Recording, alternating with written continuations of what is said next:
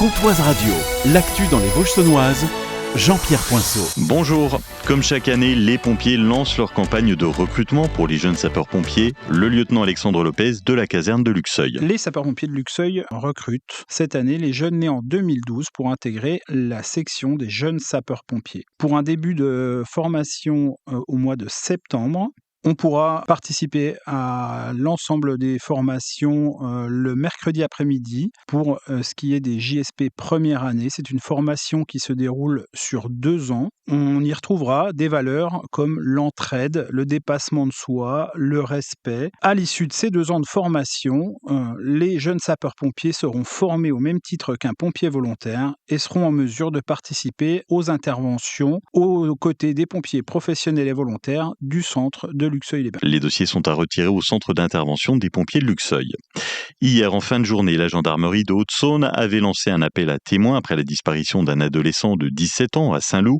Le jeune homme avait quitté son domicile à vélo vers 8h du matin alors qu'il devait se rendre à Vesoul pour ses études. D'importantes recherches ont été engagées. Un hélicoptère de la gendarmerie l'a localisé en soirée dans le secteur de Saint-Loup-sur-Semouse.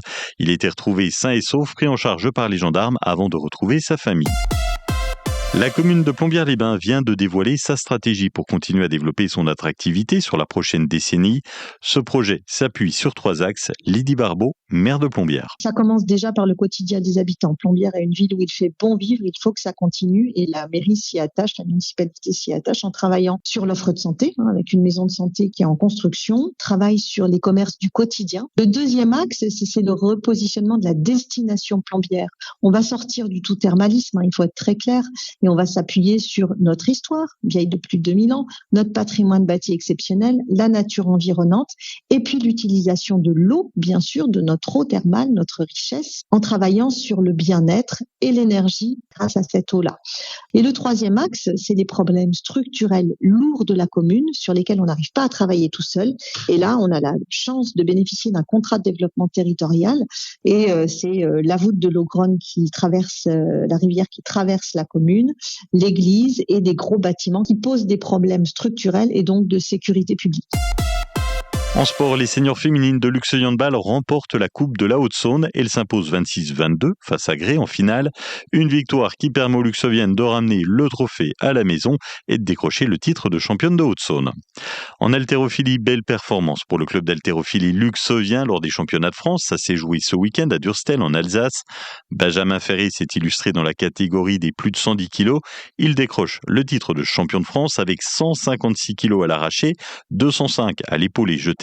Il réalise la 2e meilleure performance, toutes catégories confondues de la compétition. Et les 3 autres représentants luxeviens ont également participé à ces championnats avec une 4e place pour Léa-Marie Antonio. La météo cet après-midi, nous aurons des nuages, quelques apparitions du soleil, des températures qui vont grimper, 27 degrés à Plombières-les-Bains, 28 à Villers-Sexel, 29 de Fougerolles-Lasso, 29 degrés à Saint-Loup, Luxeuil, Habelcourt et Laumont. Demain, des éclaircies le matin, du soleil l'après-midi avec 30 degrés au maximum. Très bel après-midi sur Comtoise Radio.